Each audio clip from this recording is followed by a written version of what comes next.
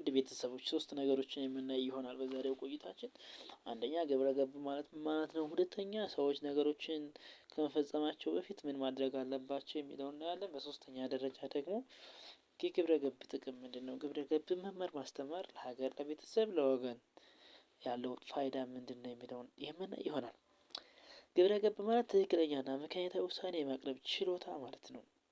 ያ ማለት በህይወታችን ውስጥ በእለት ከእለት በየቀኑ ብዙ ውሳኔዎችን እንወስናለን ማለት ነው። እነዚህን ውሳኔዎች ስንወስን ትክክለኛና ምክንያታዊ መሆናቸውን ማረጋገጥ መቻል ግብረ ገብ እንለዋለን ማለት ነው። የሰው ልጅ እንግዲህ ለየት ያለ ፍጡር ነው። የሰው ልጅ ከሌሎች እንስሳት በማሰብ በማስተዋል ይታወቃል ማለት ነው። የሰው ልጅ የተለየ ባህሪ አለው ከእንስሳቶች ወይም ከሌሎች ፍጡራኖች። የሰው ልጅ ከሌሎች ሰዎች ጋር ግንኙነት ወይም መስተጋብር በሚኖረው ጊዜ ባህሪ ይገለጻል። እንዲሁም ደግሞ አንድን ድርጊት በሚፈጽምበት ወቅት የዛ የግለሰብ ሰው በሚገባ ይታያል ማለት ነው። ለምሳሌ አንዳንድ ሰዎች ግትር የሆነ ባህሪ አላቸው። እኔ ነኝ ትክክል ካሉ አይመለሱም። እኔ ነኝ ሀቀኛ ካሉ አይመለሱም። እኔ ነኝ በቃ የኔ ሃይማኖት ነው አንደኛ ካሉ አይመለሱም። ደግሞ ሌላም በቃ እኔ ነኝ አንደኛም ካሉ በቃ እነሱ ካልሆኑ ሌላ አንደኛ የለም ማለት ነው። ስለዚህ ይህ አይነት አስተሳሰብ ይህ አይነት ባህሪ የሚታየው ሰዎች ነገሮችን በሚፈጽሙበት ጊዜ ነው ማለት ነው። ሌላው ሰዎች እውነተኛ የግብረ ገብ ምሉነት እንዲላበሱ ድርጊቶችን ሲያከናውኑ በአጽኖት መገምገም፣ መመርመር፣ ማመዛዘን ይኖርባቸዋል። ሌላው አንድ ሰው አንድ ድርጊት ከመፈጸሙ በፊት ራሱን ሁለት ጥያቄዎች መጠየቅ አለበት ብዬ አምናለሁ። የመጀመሪያው እኔ የፈጸምኩት ተግባር በዙሪያ ያሉ ሰዎች ቢያውቁት እኔን ሀፍረት እንዲሰማኝ ያደርገኝ ይሆን የሚል ጥያቄ መጠየቅ አለበት ራሱን። ሁለተኛ የፈጸምኩት ድርጊት የኔ ውስጣዊ ማንነቴን ያንፀባርቃል ወይስ አያንፀባርቅም የሚለውን መጠየቅ አለበት ማለት ነው። እነዚህን ጥያቄዎች ከጠየቀ በኋላ ለጥያቄዎቹ ምላሹ አጥጋቢ ከሆነ ያው ውሳኔውን ማጽናት ይኖርበታል ማለት ነው። ነገር ግን አጥጋቢ ካልሆነ ውሳኔውን በድጋሚ ማየት ይኖርበታል ወይም ደግሞ ያን ድርጊት ድጋሚ ላለመፈጸም መወሰን አለበት ማለት ነው። ሌላው ሰዎች ውሳኔዎችን በዚህ መልኩ መወሰን የሚችሉ ከሆነ አመዛዝነው መርምረው የሚወስኑ ከሆነ በሌሎች ሰዎች ዘንድ ተቀባይነት ያለው ውሳኔ መወሰን ይችላሉ ማለት ነው። ያ ውሳኔያቸው ደግሞ በህይወታቸው ውስጥ አንድ ደረጃ ከፍ ሊያደርጋቸው ይችላል ማለት ነው። ሌላው ግብረ ገባዊነትን መላበስ ለራስ፣ ለቤተሰብ፣ ለማህበረሰብ፣ ለሀገር ያለውን ጥቅም ወይም ፋይዳ እናያለን። ስለዚህ የግብረ ገብ ትምህርትን መማር ማስተማር ምንድነው ለሀገር ፋይዳው ስንል አንደኛ ህብረተሰቡን ከመለያየት እና ከውድቀት ይታደጋል ማለት ነው።